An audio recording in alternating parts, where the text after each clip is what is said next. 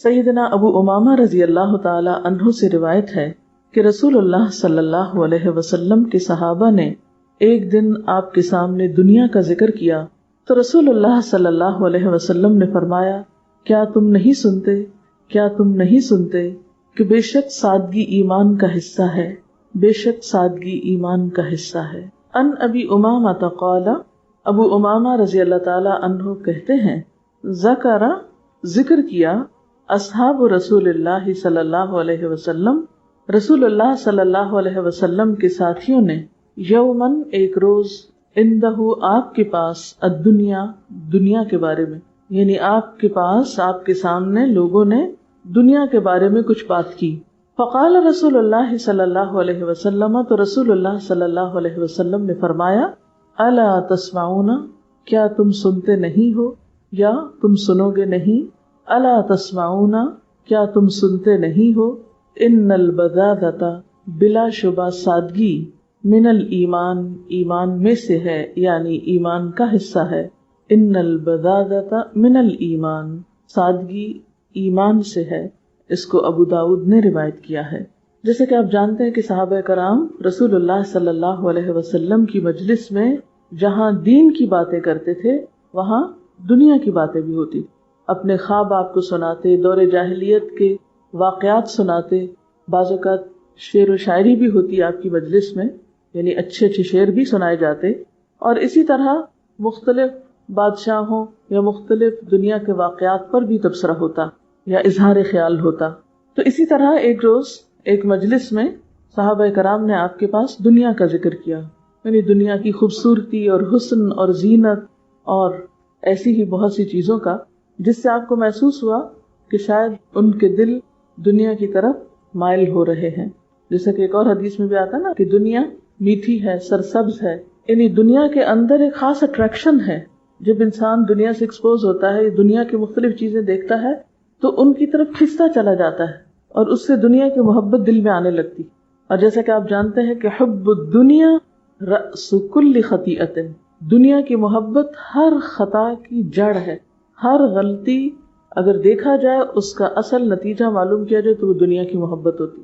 تو آپ صلی اللہ علیہ وسلم نے صحابہ کرام کی تربیت کے لیے کیا فرمایا؟ فقال رسول اللہ صلی اللہ علیہ وسلم، الا تسمعون، الا تسمعون، 2 دفعہ سوالیہ انداز میں انہیں یہ کہہ کر متوجہ کیا، کیا تم سنو گے نہیں، کیا تم سنتے نہیں ہو؟ یعنی غور سے سنو، اچھی طرح بات سنو۔ کیا کہ ان البذاذۃ من الایمان، سادگی ایمان کا حصہ ہے۔ ان البذاذۃ من الایمان، سادگی ایمان کا حصہ ہے۔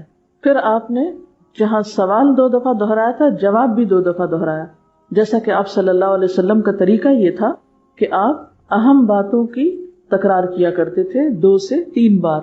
جو بات سمجھانا مقصود ہوتی تھی اس کو اچھی طرح دہرا کر فرماتے تھے تاکہ لوگوں کے ذہن میں بیٹھ جائے، دل میں اتر جائے اور بات یاد رہ جائے، ان کے عمل میں آ جائے۔ اب یہاں جس حقیقت کی طرف آپ نے اشارہ فرمایا وہ کیا تھی؟ کہ ان البذاذۃ من الایمان، بذاذت یعنی سادگی ایمان کا حصہ ہے۔ سادگی کو ہم انگریزی میں کیا کہتے ہیں؟ سمپلسٹی۔ سمپلسٹی کو اگر آپ ڈکشنری میں دیکھیں تو معنی ہے extremely easy to do, extremely easy to do, یعنی ایسا طریقہ کہ جو آسانی سے کیا جا سکے، کسی بھی کام میں یا کسی بھی چیز کا آسان ترین پہلو۔ اب ہم دیکھتے ہیں کہ رسول اللہ صلی اللہ علیہ وسلم کے طریقہ کار میں جب آپ کو 2 چیزوں میں سے ایک کا انتخاب کرنا ہوتا تو مشکل کا انتخاب نہیں کرتے تھے، آسان چیز کا انتخاب کرتے تھے، جو کرنے میں آسان ہو۔ ہاں آسان ضرور ہو لیکن دین کی کسی حد کو پامال نہ کرتا ہو وہ طریقہ۔ تو بنیادی طور پر جب آپ نے یہ فرمایا کہ سادگی ایمان کا حصہ ہے تو اس کا معنی کیا ہے کہ یہ سادگی اسلام کے سارے طریقوں کے اندر، مثلا بچے کی پیدائش کے موقع پر آپ دیکھیں کہ اس میں جو بھی سیریمنی ہوتی ہے، جو خوشی منانے کا جو طریقہ ہے، اس کے اندر سے لے کر پھر عبادات پہ آپ آئیں، نماز کے وقت ڈریس اپ ہونا، حالانکہ کہا گیا کہ خذوا زینتکم عند کل مسجد، لیکن اس زینت کے اندر پھر سادگی ہے۔ پھر اسی طرح مسجدوں کے اندر، یعنی کسی بھی دیگر مذہب کی عبادت گاہ کو آپ دیکھیں تو بعض اوقات فل آف کلرز اور بہت اندرونی طور پر سجاوٹ موجود ہوتی ہے، لیکن عموماً مسجدوں میں آپ نے دیکھو گے کہ کوئی ایک سینری تک بھی عام طور پر نہیں پائی جاتی. زیادہ زیادہ یہ کہ کوئی قرآن پاک کی آیت یا کوئی اس طرح کی چیز، عموماً قبلے کی طرف وہ بھی آپ کو نہیں ملے گی کہ کوئی چیز نماز میں خلل نہ ڈالے. پھر اسی طرح حج کا جو لباس ہے، احرام کا لباس آپ دیکھیں کس قدر سادہ ہوتا ہے. پھر اسی طرح روزے میں افطار کا جو حکم ہے اس میں بھی آپ صلی اللہ علیہ وسلم کا طریقہ جو تھا اور جس چیز کو انکریج کیا گیا. اور پھر عبادت کا تسلسل ایسا کہ افطار کے کچھ دیر کے بعد جب تراویح شروع ہوتی ہے تو آٹومیٹیکلی آپ کو ایک سادہ غذا چاہیے تاکہ آپ مزید پھر جم کے عبادت کر سکیں. پھر اسی طرح مرنے کے جو رسم و رواج ہیں ان میں بھی بیسیکلی اسلام میں تو بے حد سادگی، نہلا دھلا کے سادے کپڑے میں، ضروری نہیں کہ نیا ہی لٹھے کا کفن ہو، کسی استعمال شدہ چادر میں بھی مردے کو دفن کیا جا سکتا ہے. یعنی صفائی ستھرائی کا بے حد اہتمام ہے، لیکن اس کے ساتھ ساتھ اس طرح کی زیب و زینت کے انسانوں کے اوپر ایسے بوجھ نہیں ڈالے گئے کہ جو انسانوں کی وسعت سے باہر ہو. حتیٰ کہ حکومت کے جو طور طریقے رہے خلفائے راشدین کے اندر آپ دیکھیے کہ کس قدر سادگی تھی. امیر المومنین بکریوں کا دودھ بھی دو دیتے تھے اور عام انسانوں کی طرح لوگوں کے بیچ میں گل مل کر عام انسانوں جیسے کام کر رہے ہوتے تھے. یعنی کبھی بھی انہوں نے اپنے لیے کوئی ایسا خاص اہتمام نہیں کیا کہ جو انہیں دوسروں سے بہت ممیز کر دے. تو یہی سادگی جو ایمان کا حصہ ہے، یہ زندگی کے انفرادی اور اجتماعی مقامات پر ایک امتیازی شان بھی پیدا کرتی ہے اسلام کی. ان البذاذۃ من الایمان، بذاذہ کا لفظ جو ہے بے دال دال پہننے کے لیے بھی استعمال ہوتا ہے. یعنی انسان کا لائف سٹائل مراد ہے، اس کے طور طریقے، اس کا لباس، اس کی غذا، اس کا رہن سہن، یعنی دنیا میں جو رہنے کا اس کا طریقہ ہے. ان سب چیزوں میں سادگی یعنی آسانی کا پہلو مد نظر رکھنا چاہیے. یہاں یاد رکھیے کہ آسانی سے مراد سستی یا لیزی ہونا نہیں، کسل مندی نہیں. آسانی اس لیے کہ مشکل کام کر نہیں سکتے تو گھٹیا درجے کا کام کر لیا جائے کہ آسان ہے، اور جو اچھا کام ہے وہ مشکل ہے تو اس لیے اس کو چھوڑ دیا جائے. یہ معنی نہیں ہے اس کا. اس کا معنی یہ ہے کہ انسان اپنی زندگی میں جب کوئی کام کرنے لگے، مثلا لباس ہی کا معاملہ ہے، تو ایسا لباس نہ پہنے کہ جسے پہن کر اس کی عبادات میں رکاوٹ آئے. مثلا آپ ایسا لباس پہنے ہو جو بہت تنگ ہے، بہت ٹائٹ ہے، تو آپ رکوع اور سجدہ کیسے کریں گے؟ مثلا جینز میں بہت سے لوگ پوچھتے ہیں جینز پہننا منع. بات یہ ہے کہ ایک خاتون جینز پہن کر نماز جیسی عبادت صحیح طور پر کس طرح کر سکتی؟ پورے خشوع و خضوع کے ساتھ آپ اللہ کے سامنے کیسے جھک سکتے ہیں؟ شادی بیاہ کے موقع پر زیادہ خوبصورتی کس چیز میں سمجھی جاتی ہے؟ زیادہ بھاری لباس پہنے. تو بھاری لباس پہننا کوئی خوبصورتی کی علامت نہیں ہے. اس کے برعکس ایسا لباس جو پہننے میں سہولت ہو، خوبصورت بھی نظر آئے، کیونکہ حدیث میں آتا ہے ان اللہ جمیل یحب الجمال. تو جمال کے بھی یا خوبصورتی کے بھی وہ طریقے اختیار کیے جائیں کہ جو آسان ہو، جن کو پہن کر انسان اپنی ذمہ داریاں صحیح طور پر ادا کر سکے. بعض اوقات ایسا ہوتا ہے کہ شادی میں خواتین ایسا لباس پہن لیتی ہیں کہ اگر چھوٹا دودھ پیتا بچہ ہے تو اس کو دودھ تک نہیں پلائیں گی، بچے کو اٹھا نہیں سکیں گی کہ نرم و نازک بچے کو اٹھا کر کپڑا اس طرح چبھے گا یا لباس اس طرح اس کے لیے اذیت ناک ہوگا کہ کئی گھنٹے میں نے اپنی آنکھوں سے دیکھا ہے کہ مائیں شادی کے دن اپنے بچوں کو قریب نہیں پٹکنے دیتی، اپنی گود نہیں اٹھا سکتی، کیونکہ وہ شادی اٹینڈ کر رہی ہیں اور اس میں انہیں اپنے بناؤ سنگھار کو سب کے سامنے ایکسپوز کرنا ہے، لہٰذا وہ بچے کو کیا کریں. میں سوچی تھی کہ اس لباس نے ایک ایسا بیریئر ماں اور بچے کے درمیان قائم کر دیا کہ ماں بچے کو اٹھا کر گود نہیں لے سکتی، پیار نہیں کر سکتی، اس کو دودھ نہیں پلا سکتی، اس کو شفقت اور محبت نہیں دے سکتی، صرف اس لیے کہ وہ اتنی خود غرض ہوگی کہ اس کو اس وقت صرف خود خوبصورت نظر آنا ہی اس کے نزدیک اہم ترین کام ہے. تو کوئی بھی ایسا لباس جو ہمارے بنیادی فرائض کے ادائیگی میں رکاوٹ ڈال دے وہ ایمان کے تقاضوں کے خلاف ہے. رہا اس میں دکھاوا اور شہرت کی طلب اور اسراف، وہ سب چیزیں الگ ہیں، کیونکہ وہ ایک الگ فرد جرم ہے کہ جو شخص دکھاوے کا یا شہرت کا لباس پہنے گا اللہ اس کو ذلت کا لباس پہنائے گا. جو لباس پہن کر فخر اور غرور اور تکبر کرے وہ بھی اللہ تعالیٰ کی نگاہ میں ناپسندیدہ ہے. خوبصورتی سے منع نہیں کیا گیا، لیکن ایک خوبصورتی ہے تکلف میں اور ایک خوبصورتی ہے سمپلسٹی میں. تو یہ جو سمپلسٹی ہے وہ خوبصورتی کے منافی نہیں ہے. تو ان البذاذۃ من الایمان، یہ ایمان کا حصہ ہے. جیسے نماز پڑھیں گے نہیں تو ایمان کہاں سے مکمل ہوگا؟ ایمان کی 70 سے اوپر شاخیں، ایمان کے تقاضے ہی پورے نہ ہو ایسے لباس پہننے میں تو آپ ایمان کی مضبوطی کا دعویٰ کیسے کر سکتے ہیں؟ پھر اسی طرح آپ دیکھیے کہ صرف لباس میں نہیں بلکہ غذا میں. اب آپ دیکھیے کہ سادہ غذا اور مرغن غذا، یہ ایسی غذا کہ جس میں غذائی عناصر کم ہوں اور صرف زبان کا ذائقہ ہو، تو وہ انسان کی صحت پر، انسان کے وقت پر، انسان کے بجٹ پر کس قدر اثر انداز ہو سکتی ہے. کیونکہ کھانا کھانا بھی ایک تفریح بن گیا ہے. پہلے جب لوگوں کے پاس مال زیادہ ہوتا تھا تو وہ خدمت خلق کے کاموں کا سوچتے تھے. کوئی ہسپتال بنوا رہا ہے، کوئی اسکول بنوا رہا ہے، کوئی یتیم خانہ بنوا رہا ہے، یعنی انسانیت کی بھلائی اور ہمدردی کے کاموں میں ایکسٹرا مال خرچ ہوتا تھا لوگوں کا. اب انسانوں کی ہمدردی تو ختم ہوتی جا رہی ہے الا ماشاء اللہ. لہٰذا اب جب مال زیادہ ہو گیا ہے تو اس کو خرچ کہاں کرے؟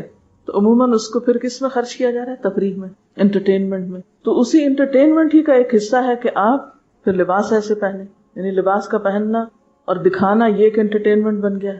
پھر ایسی غذائیں کھانا یا کھانے کے لیے ایسی جگہوں پر جانا، یعنی کھانے کی آؤٹنگ تفریح کا ذریعہ بن گئی.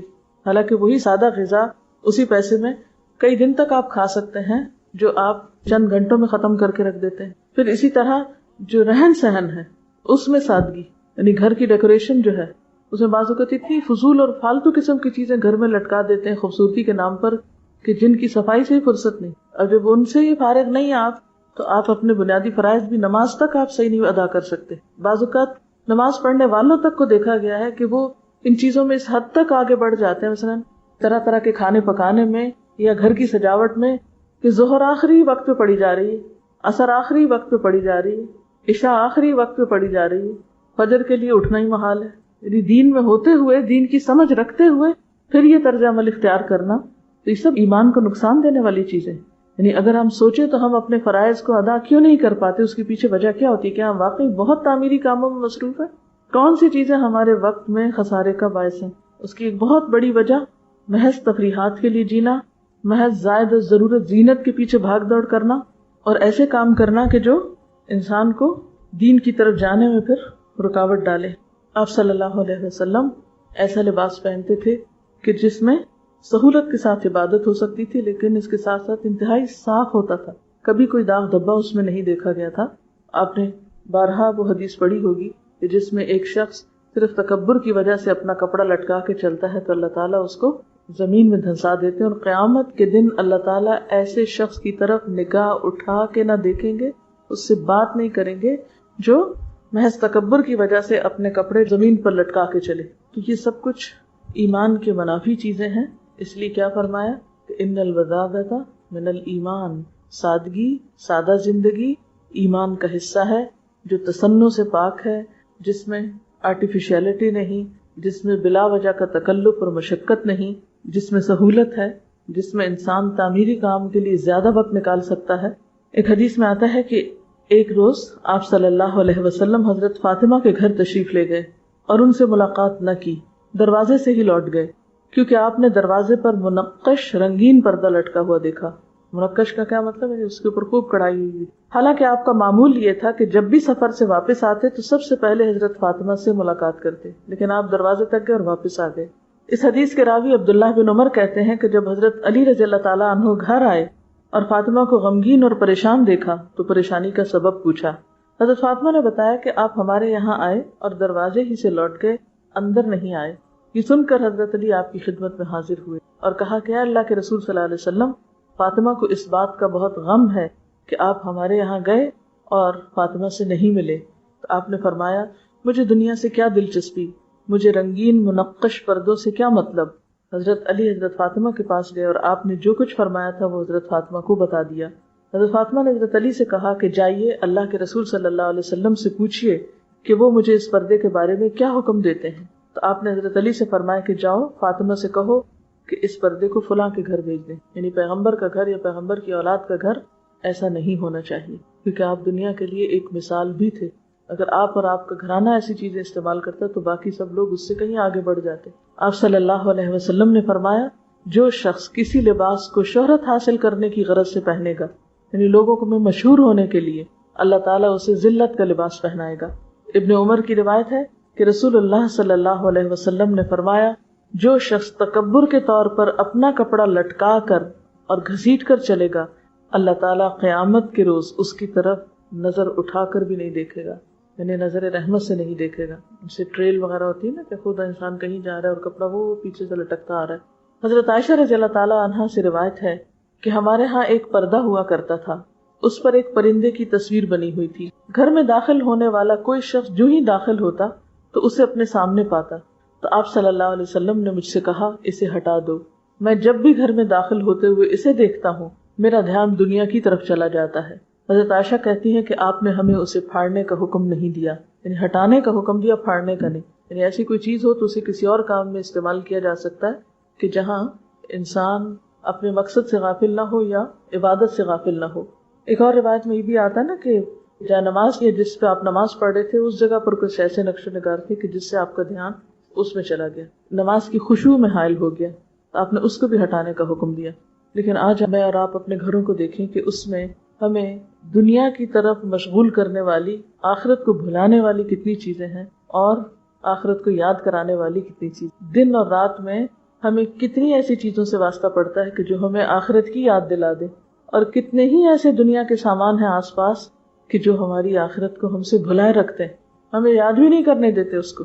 جب ہم ہر وقت بہت زیادہ زیب و زینت میں ہوتے ہیں، ایک سے ایک بڑھ کر اٹریکشن کی چیز ہمیں اپنی طرف کھینچ رہی ہوتی ہے، تو بھلا آخرت کی بات ہمیں اچھی کیوں لگے؟ مرنے کی بات ہم کریں کیوں، اور مرنے کے بعد کا ذکر کیوں کریں؟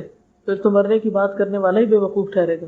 حالانکہ اس سے بڑی حقیقت کیا ہو سکتی؟ رسول اللہ صلی اللہ علیہ وسلم نے صحابہ کرام سے فرمایا، اللہ کی قسم مجھے تمہارے بارے میں فقر کا اندیشہ نہیں، مجھے اس بات کا ڈر نہیں کہ تمہیں محتاجی ہوگی یا تم غریب ہو جاؤ گے، لیکن یہ اندیشہ ضرور ہے کہ تم پر دنیا فراخ کر دی جائے گی جیسے تم سے پہلے لوگوں پر کی گئی، پھر تم اس میں اسی طرح رغبت کرو گے جیسے انہوں نے کی. یعنی تمہارا دنیا میں اتنا دل لگ جائے گا اور یہ چیز تمہیں بھی ہلاکت میں ڈال دے جیسے اس نے ان لوگوں کو ہلاکت سے دوچار کیا تھا. اسی طرح اللہ کے رسول صلی اللہ علیہ وسلم نے ایک پیشن گوئی کی تھی کہ ایک وقت ایسے آئے گا کہ جب اور قومیں مسلمانوں پر چڑھ دوڑنے کے لیے ایک دوسرے کو بلائیں گی. تو لوگوں نے سوچا کہ شاید اس وقت ہم تعداد میں کم ہوں گے، تو آپ نے کیا فرمایا؟ تعداد میں کم نہیں ہوگے، تمہارے اندر وہن پیدا ہو جائے گا. لوگوں نے پوچھا وہن کیا ہوتا ہے؟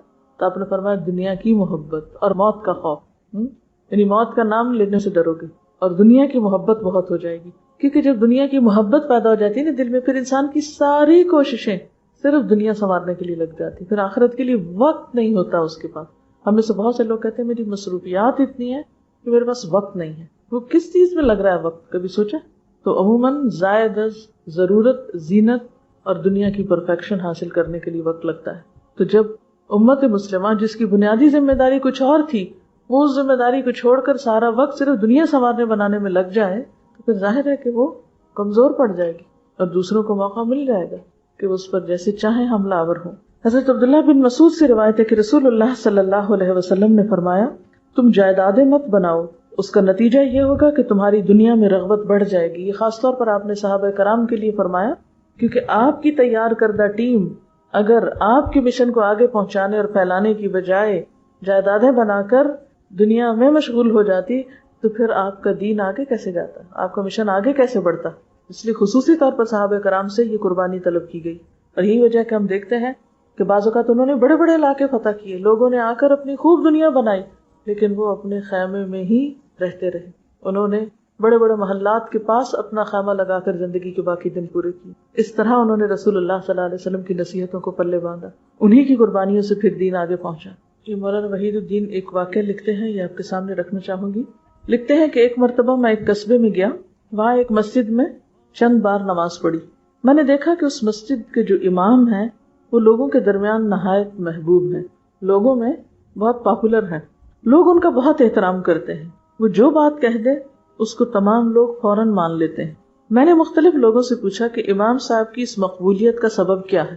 معلوم ہوا کہ وہ اسلام کے کچھ سادہ اصولوں کی پابندی کرتے ہیں اور یہی ان کی مقبولیت اور محبوبیت کا راز ہے. امام صاحب کا معمول تھا کہ وہ اذان سنتے ہی اپنے گھر سے نکل پڑتے تھے، مؤذن کے آخری کلمات کے ساتھ وہ مسجد میں داخل ہو جاتے.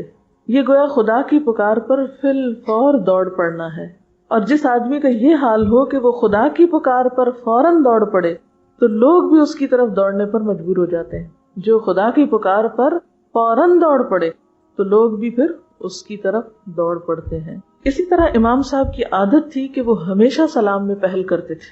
بہت ہی کم ایسا ہوتا تھا کہ کوئی شخص سلام کرنے میں ان پہ سبقت لے جائے، ان سے آگے بڑھے.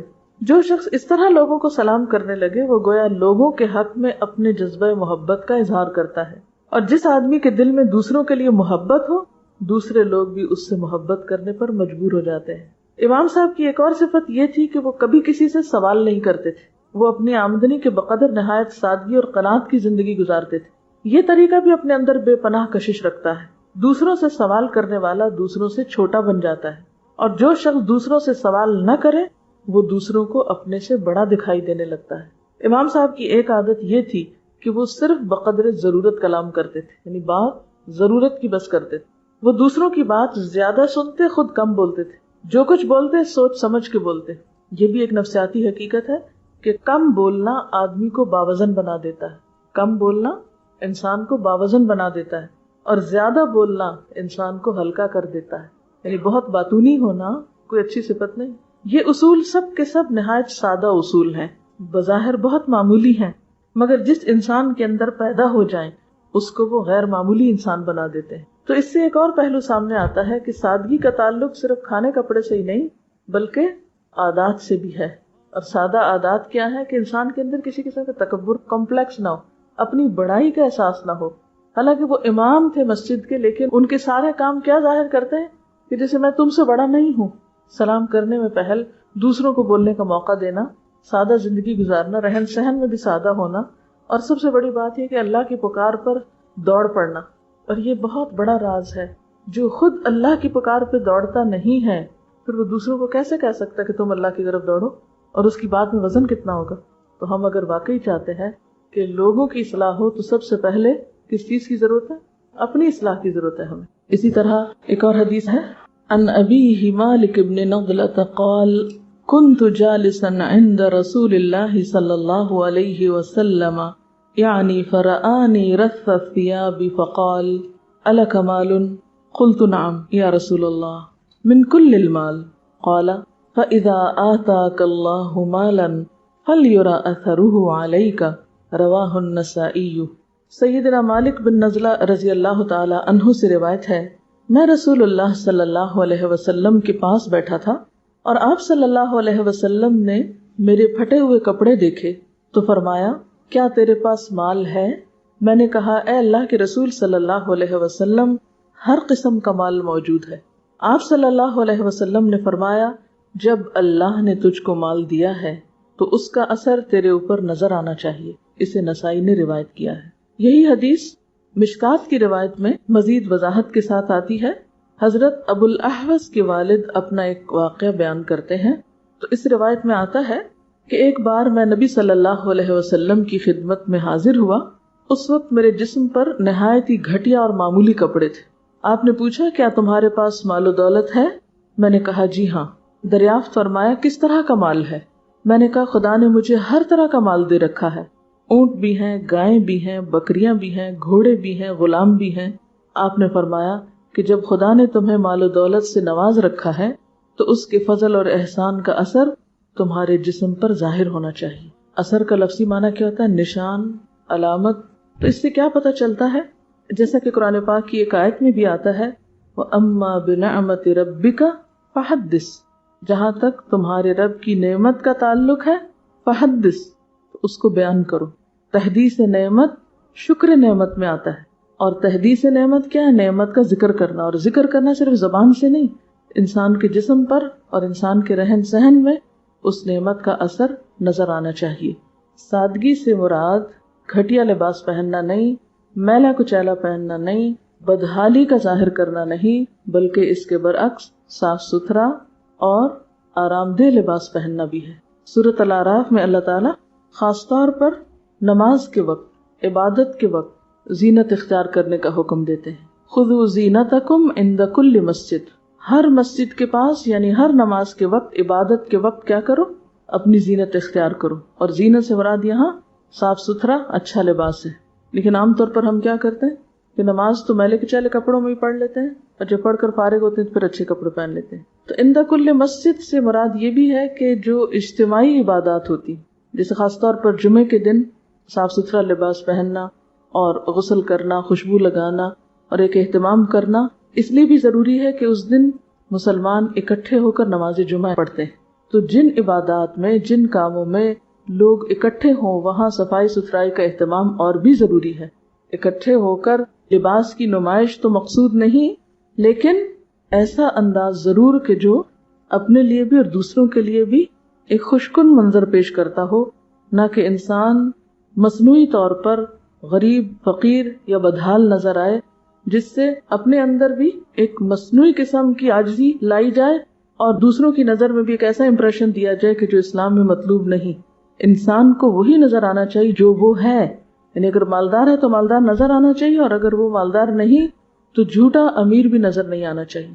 یعنی دکھاوے کا لباس اور شہرت کا لباس جو ہے وہ بھی ناپسندیدہ ہے۔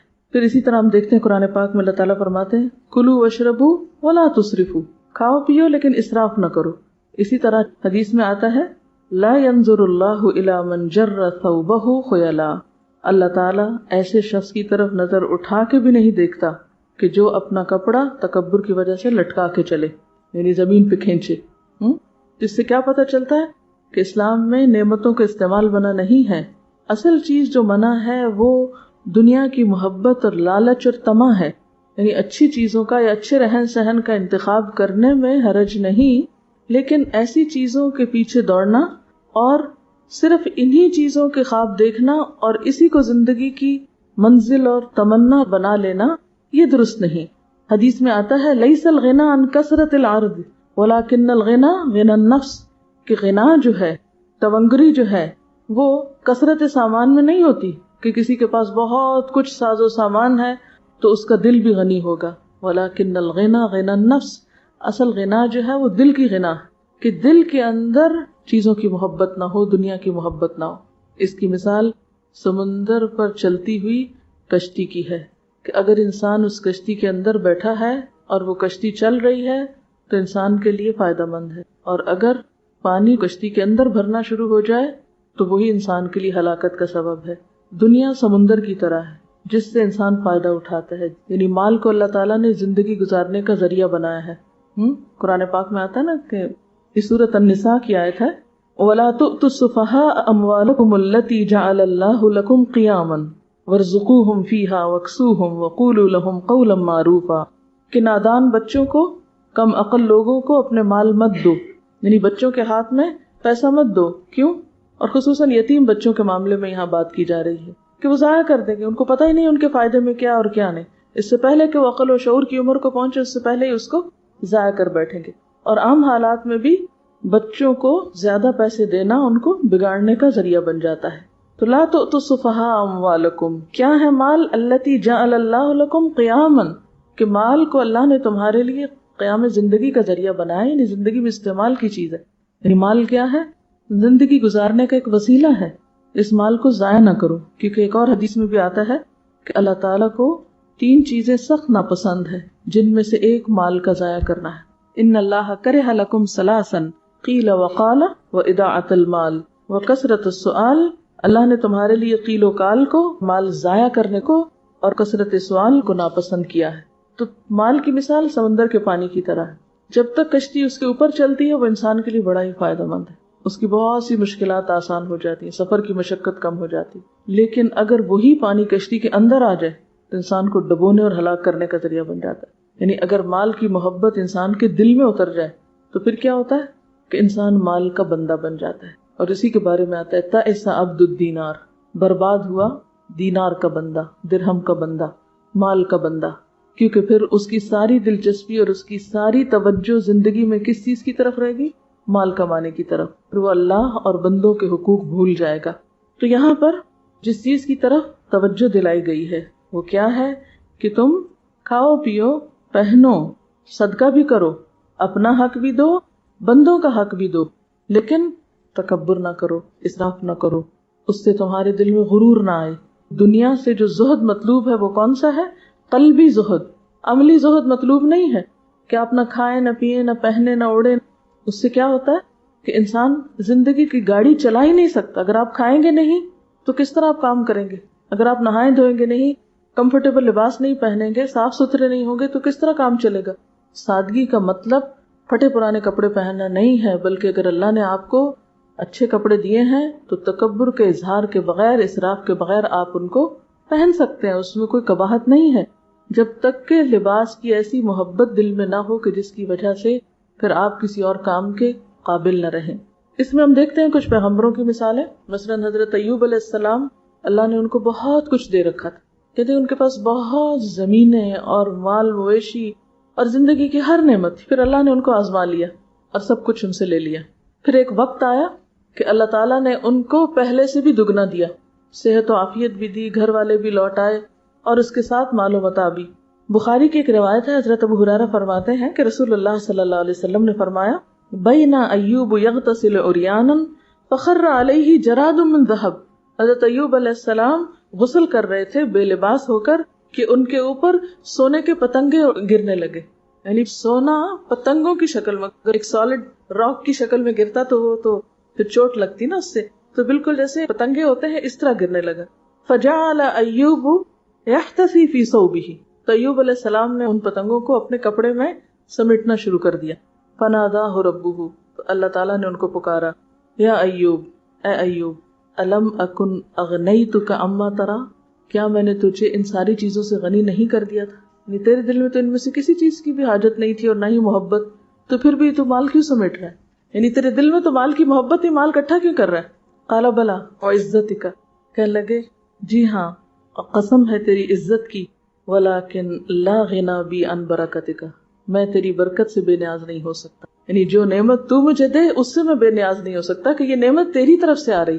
یہ کتنی خوبصورت بات ہے کہ مجھے اس مال کی محبت نہیں، اور اللہ کو بھی معلوم ہے کہ ایوب اس مال کی محبت میں گرفتار نہیں.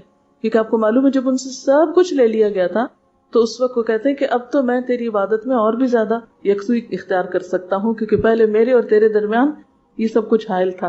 اور اگر ابلیس کو پتہ چل جائے تو وہ جل بھن جائے کہ میں اس آزمائش میں بھی کتنی زیادہ خوشی کے ساتھ اپنے رب کی عبادت کر رہا ہوں. تو کسی بھی نعمت کا ملنا اللہ کی ایک رحمت ہوتی ہے، اس سے بے نیازی نہیں اختیار کرنی چاہیے. یہ نہیں کہنا چاہیے کہ نہیں مجھے تو ضرورت نہیں، پھینک دو اس کو، اٹھا لو اس کو. نہیں، جو بغیر سوال کے بن مانگے اللہ کی طرف سے رحمت یا برکت آئے تو اس کو ٹھکرانا نہیں چاہیے یا اس کو حقیر نہیں سمجھنا چاہیے، اس کو شکر کے جذبے کے ساتھ قبول کر لینا چاہیے. پھر اسی طرح حضرت سلیمان علیہ السلام کی مثال قرآن پاک میں موجود ہے. وَوَهَبْنَا لِدَاوُودَ سُلَيْمَانَ نِعْمَ الْعَبْدُ إِنَّهُ أَوَّابٌ. اللہ تعالیٰ نے پہلے ان کی صفت بتا دی کہ انہ اواب، ہر وقت اللہ کی طرف پلٹنے والے بندے تھے. اذ عرض علیہ بالعشی الصافنات الجیاد، جب پچھلے پہر ان کے سامنے عمدہ تیز رفتار گھوڑے پیش کیے گئے. فقال انی احببت حب الخیر عن ذکر ربی، کہنے لگے کہ میں نے اس مال کی محبت اپنے رب کی یاد کی وجہ سے اختیار کی ہے. حتی توارت بالحجاب، یہاں تک کہ وہ پردے میں چھپ گئے. تو گھوڑوں سے محبت مال کی محبت ہی ہے نا، کیونکہ مال میں صرف پیسہ نہیں آتا، مال میں کائنڈ بھی آتی ہے، مختلف چیزیں، مال مویشی وغیرہ، گھوڑے وغیرہ، یہ سب چیزوں کو مال شمار کیا جاتا ہے، یہ جو پراپرٹی انسان کی ہوتی. تو وہ کہنے لگے کہ میں ان سے محبت اپنے رب کی یاد کے لیے اختیار کرتا ہوں. یعنی گھوڑوں کی محبت رب کی یاد دلاتی ہے. نمبر ایک یہ کہ نعمت ہے تو اس نعمت کو پا کر رب کا جو شکر ہے یا رب کی محبت کا جو گہرا احساس ہے وہ میرے اندر پیدا ہوا. اور دوسرا یہ کہ گھوڑا ایک سواری، ایک ذریعہ، ایک سبب ہے، تو اس نعمت کو پا کر اور عمدہ قسم کے گھوڑے پا کر مجھے اپنے رب کی یاد اور رب کی عبادت میں اور زیادہ مدد ملتی. تو کوئی بھی چیز، مثلا کوئی بھی اگر کمفرٹیبل لیونگ ہے، آپ کے پاس اچھی گاڑی ہے یا گھر ہے یا سکون کی کوئی بھی چیز ہے، اور اس کے ذریعے آپ اللہ کی یاد سے غافل نہیں ہوتے بلکہ اللہ کی یاد مزید اختیار کرتے ہیں، تو وہی چیزیں پسندیدہ ہو جائیں گی. اور اگر کوئی چیز آپ کو رب کی یاد سے غافل کرنے والی، تو پھر یہ میزان ہمارے اپنے اندر ہونا چاہیے. یعنی باہر کی چیزیں میٹر نہیں کرتی، اصل چیز کیا ہے کہ ہم میں سے ہر ایک کو اپنا احتساب خود کرنا ہے. ایک طرف اللہ تعالیٰ مال کے صحیح استعمال کی طرف متوجہ کر رہے ہیں، دوسری طرف سادگی کا درس دیا جا رہا ہے. تو پھر اعتدال کہاں ہے؟ اعتدال یہ ہے کہ جو اللہ نے دیا ہے اس کو اللہ کی طرف سے ایک عنایت سمجھ کر شکر کے جذبے کے ساتھ قبول کیا جائے، اس میں بندوں کا حق بھی نکالا جائے، اس میں اللہ کا حق دیا جائے، اور اس کے ساتھ ساتھ اللہ کی یاد سے غافل نہ کرے. یہ سب کچھ ہمیں جس دم دنیا ہمیں اللہ کی یاد سے غافل کرنے لگی، وہی گھڑی ہمارے لیے ایک مصیبت کی گھڑی. اور ایسے لوگ کم ہوتے ہیں جو دنیا میں رہتے ہوئے پھر اللہ کی یاد سے غافل نہ.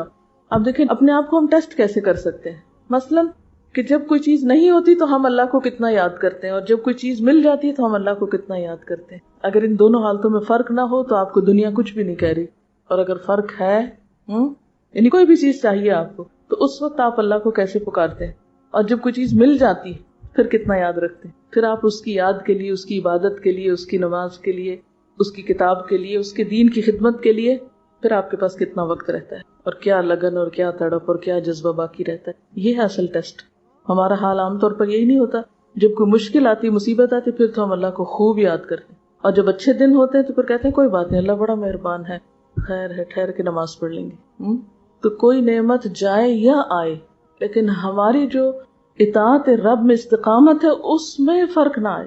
یہ نہ ہو کہ کوئی نعمت ملے تو ہم کہیں اللہ آپ تو بہت اچھے اور میں آپ کی خوب عبادت کروں، اور جب کوئی نعمت چلی جائے تو ہم کہیں کہ مجھے کیا ملا عبادت سے، میں تو چھوڑ رہی ہوں اس راستے کو. یہ نہیں ہونا چاہیے.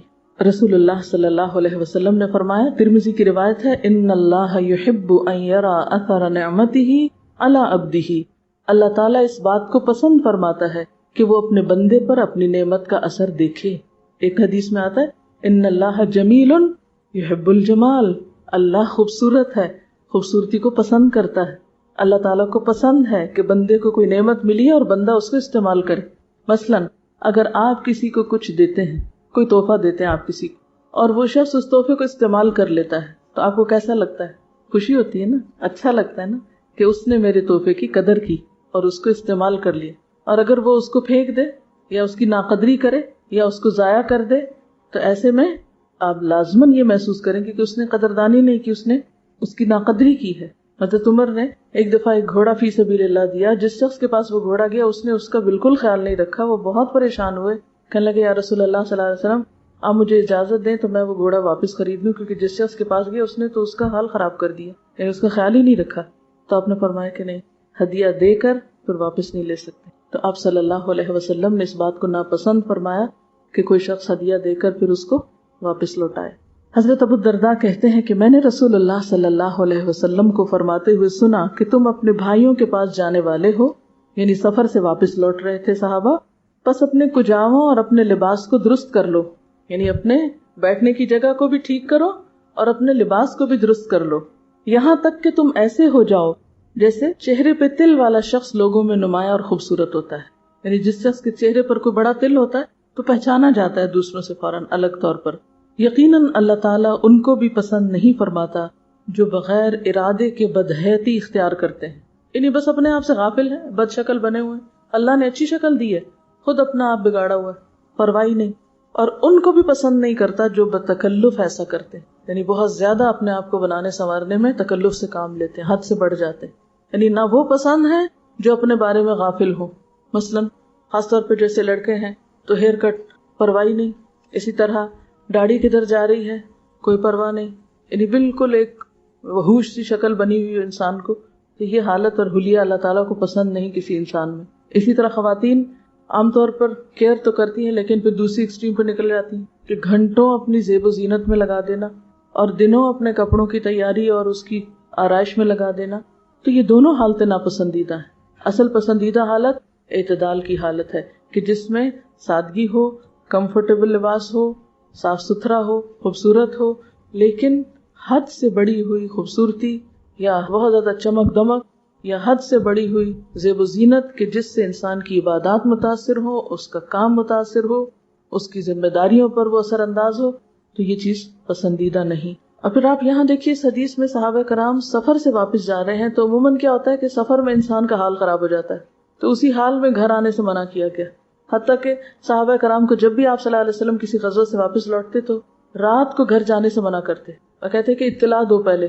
کس لیے اطلاع دو؟ اس کی آپ نے وجہ بھی بتائی کہ گھر والے جو ہیں جیسے خواتین وغیرہ ہیں وہ اپنے آپ کو سنوار لیں، اپنے تیاری کر لیں. محرم رشتہ داروں کو بھی گھر کے اندر داخل ہونے سے پہلے اطلاع دینے کا حکم ہے. کیوں؟ یا ایھا الذین آمنوا لا تدخلوا بیوتا غیر بیوتکم حتی تستأنسوا وتسلموا علی اہلھا. ایک اور جگہ پر بھی آتا ہے نا جس میں بچے بھی جب بڑے ہو جائیں تو وہ بھی کیا کریں، گھر میں داخل ہونے سے پہلے سلام کریں، اطلاع دیں، یعنی گھر والوں کو مانوس کریں. کیوں؟ تاکہ گھر میں جو شخص ہے وہ اپنے حال حلیے کو سنوار لے. حتیٰ کہ شوہر بھی اگر گھر میں جاتا ہے تو وہ اچانک وارد نہ ہو سکتا ہے کہ کوئی شخص ایسے منظر میں بیٹھا ہوا ہو کہ جسے دیکھ کر کراہت آئے، تو اس سے پھر انسانی تعلقات متاثر ہوتے ہیں. کسی کے پاس بھی بغیر اجازت کے نہیں جانا چاہیے، الا یہ کہ دروازے کھلے ہوں اور عام اجازت ہو کہ ہاں جس وقت مرضی کوئی آ جائے. لیکن خاص طور پر ایسے اوقات یا ایسی جگہیں کہ جو پرائیویسی کی ہوں وہاں اجازت کے بغیر داخل ہونا اسلام کی روح سے منع ہے. وَإِنْ قِيلَ لَكُمُ ارْجِعُوا فَارْجِعُوا، اور جب کہا جائے واپس چلے جاؤ تو واپس چلے جاؤ، اس پر بھی برا نہ مناؤ. هُوَ أَزْكَىٰ لَكُمْ، یہ بات تمہارے لیے زیادہ پاکیزہ ہے. تو ان سارے احکامات کا مطلب کیا ہے؟ یہ ساری پیش بندیاں کیوں ہیں؟ تاکہ انسانوں کے تعلقات متاثر نہ ہوں. ابو داؤد میں آتا ہے، عبداللہ بن عباس کی روایت ہے کہ میں نے آپ صلی اللہ علیہ وسلم کے جسم مبارک پر بہتر سے بہتر لباس دیکھا ہے. یعنی آپ گھٹیا اور پھٹا پرانا لباس نہیں پہنتے تھے، صاف ستھرا اور کمفرٹیبل ڈریس. حضرت براء بن عازب سے روایت ہے کہ رسول اللہ صلی اللہ علیہ وسلم میانہ قد کے تھے. میں نے آپ کو سرخ جوڑا پہنے ہوئے دیکھا، میں نے آپ سے زیادہ حسین چیز کوئی نہیں دیکھی. تو اس سے پتہ چلتا ہے کہ آپ صلی اللہ علیہ وسلم کا جو ایک منظر تھا یا جو ایک حلیہ تھا وہ خوبصورت منظر تھا. حضرت عائشہ سے روایت ہے کہ رسول اللہ صلی اللہ علیہ وسلم ایک دن گھر سے باہر تشریف لائے اور آپ کے جسم اطہر پر سیاہ بالوں کی بنی ہوئی ایک نقش و نگار والی چادر تھی. اب وہاں ہم دیکھتے ہیں کہ ایک نقش و نگار والے پردے کو دیکھ کر آپ گھر میں داخل نہیں ہوئے اور یہاں آپ کے اپنے جسم پر تھی. تو اصل ممانعت نقش و نگار کی نہیں کہ نقش و نگار ہونا نہیں چاہیے یا کڑھائی ہونی نہیں چاہیے. اصل ممانعت کس چیز کی ہے؟ ہاں، حد سے بڑے ہوئے نقش و نگار اور حد سے بڑی ہوئی زیب و زینت جو انسان کو اپنے اندر مگن کر لے. اعتدال میں رہتے ہوئے نقش و نگار یا خوبصورتی جو ہے اس کی ممانعت نہیں ہے. حضرت انس فرماتے ہیں کہ آپ صلی اللہ علیہ وسلم کو یمنی منقش چادر کپڑوں میں زیادہ پسندیدہ تھی. یعنی جو آپ چادر اوڑھتے تھے تو اس پہ نقش ہوتے تھے اور وہ یمنی چادریں جن میں عموماً دھاریاں بھی بنی ہوتی تھی وہ پسند تھیں آپ کو. اب آپ دیکھیے کہ یہ کیوں کہا گیا کہ اگر اللہ نے نعمت دی ہے تو اثر نظر آنا چاہیے، دکھائی دینا چاہیے. اس کے پیچھے کیا فلسفہ ہے؟ بنیادی طور پر شکر کا جذبہ. کیونکہ جب انسان ایک ناپسندیدہ حالت میں ہوتا ہے تو وہ ایک طرح سے چغلی کھا رہا ہوتا ہے. کس کی؟ اپنے دینے والے کی. مثلاً اگر کسی شخص کے پاس ہے کچھ اور اس کے بچے پھٹے پرانے کپڑوں میں، وہ بچے ہیں، وہ تو معصوم ہے، ان کا تو کوئی قصور نہیں، لیکن الزام کس پہ آتا ہے؟ ماں باپ پہ آتا ہے. اسی طرح اللہ نے تو ایک چیز دی اور اس نے لے کر سب بخل کر کے اندر بند کر دی، اسے استعمال ہی نہیں کیا.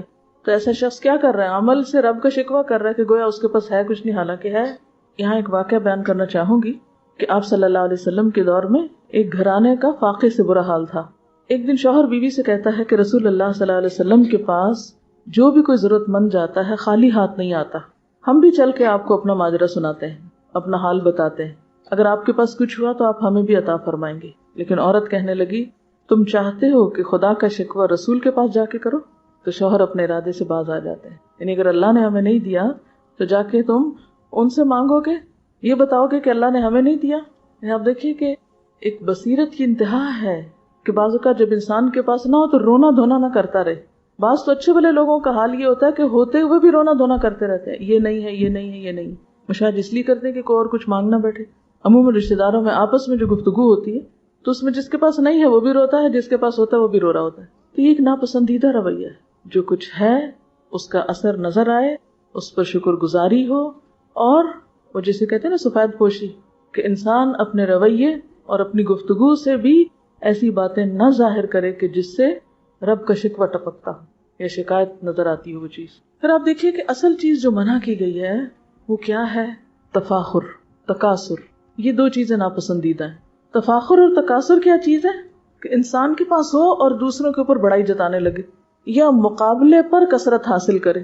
تکاثر باب تفاعل سے، اس کے پاس اتنا ہے میں بھی لے لوں. اس میں آپ کے اپنے اندر کی کوئی سوچ نہیں، آپ محض اندھا دھند دوسروں کی نقالی کریں. اس کے پاس اتنا تو میرے پاس، اس کی ایسی گاڑی تو میری بھی گاڑی ایسی نہیں، اس کا گھر ایسا تو میرا اس سے بڑھ کے ہونا چاہیے، اس کا ایسا لباس ہے تو میرا اس سے بھی اچھا ہونا. یہ ہے تکاثر. قرآن پاک میں آتا ہے اعلموا انما الحیات الدنیا لعب ولہو وزینۃ وتفاخر بینکم وتکاثر فی الاموال والاولاد کمثل غیث اعجب الکفار نباتہ ثم یہیج فتراہ مصفرا ثم یکون حطاما وفی الآخرۃ عذاب شدید ومغفرۃ من اللہ ورضوان وما الحیات الدنیا الا متاع الغرور. یہ ہے اصل سبق جس کو بھولنا نہیں. ورنہ دنیا کی زندگی کی حقیقت کیا ہے؟ اس کے سوا کچھ نہیں کہ کھیل اور دل لگی اور ظاہری ٹیپ ٹاپ اور تمہارا آپس میں ایک دوسرے پہ فخر جتانا. یہ ہے ناپسندیدہ چیز. اور مال و اولاد میں ایک دوسرے سے بڑھ جانے کی کوشش کرنا. یعنی آپ اپنے طور پر کچھ بھی حاصل کریں، کچھ بھی بنائیں، لیکن اگر آپ دوسروں کے مقابلے میں لگے اور کمپٹیشن میں یہ سب کچھ حاصل کر رہے ہیں تو یہ بھی ناپسندیدہ ہے. اس کی مثال ایسی ہے جیسے ایک بارش ہوئی تو اس سے پیدا ہونے والی نباتات کو دیکھ کر کاشتکار خوش ہو گئے، پھر وہی کھیتی پک جاتی ہے، تم دیکھتے ہو کہ وہ زرد ہو گئی، پھر وہ بھس بن کے رہ جاتی ہے. اس کے برعکس آخرت وہ جگہ ہے جہاں سخت عذاب ہے اور اللہ کی مغفرت اور اس کی خوشنودی ہے. دنیا کی زندگی دھوکے کے سامان کے سوا کچھ بھی نہیں. یعنی انسان کے پاس جتنا بھی ہو وہ بھولے نہیں، تکبر نہ کرے، اپنے آپ کو بڑی چیز نہ سمجھے، کیونکہ یہ سب کچھ بہت جلد ہمارے ہاتھوں سے چلا جانے والا ہے.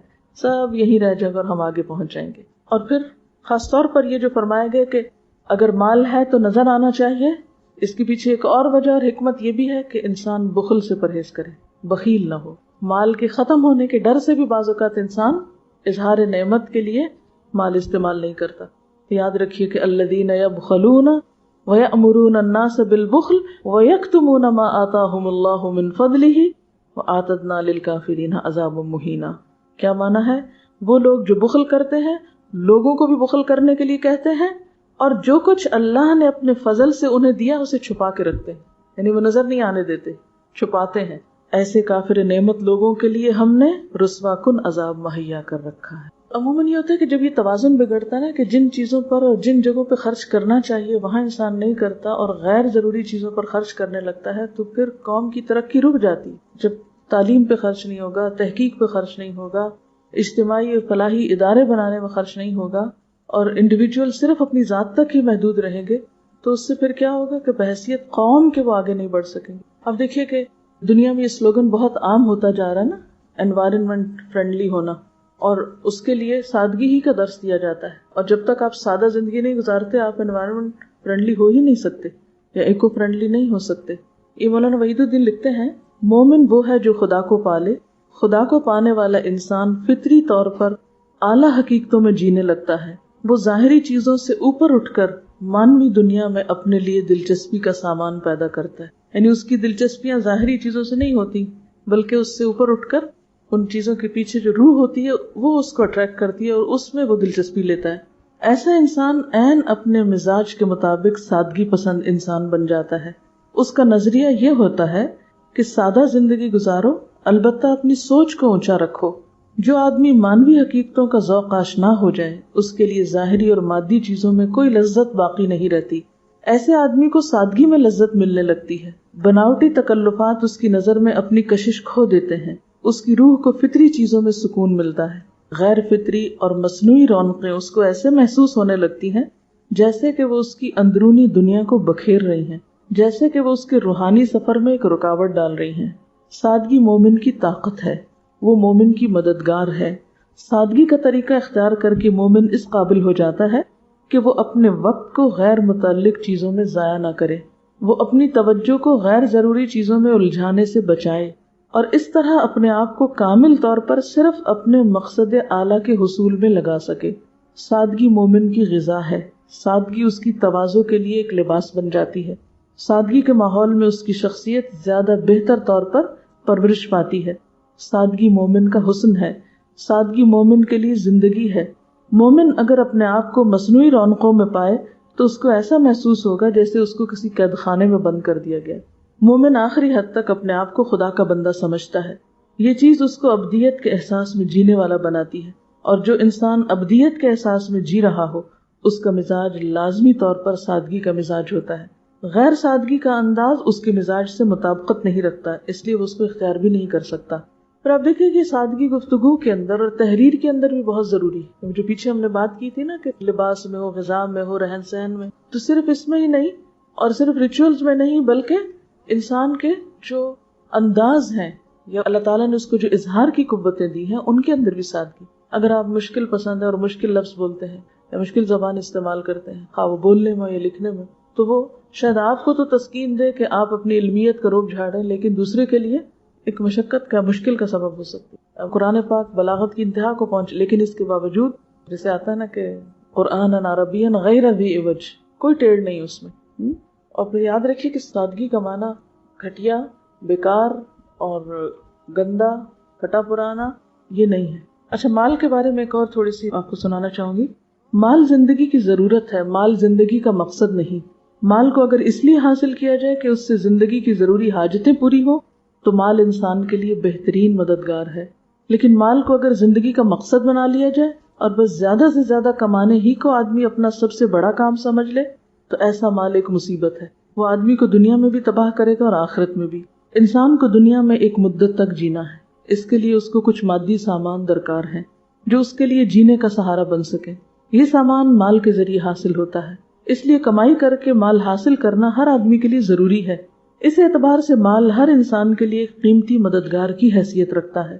مگر انسانی زندگی کا دوسرا پہلو یہ ہے کہ اس کو علم حاصل کرنا ہے، اس کو روحانی ترقی کے لیے کوشش کرنا ہے، اس کو انسانیت کی تعمیر اور ترقی میں اپنا مثبت حصہ ادا کرنا ہے، اس کو اپنے آپ کو اس طرح بنانا ہے کہ اپنے سماج میں وہ ایک مفید جز بن سکے.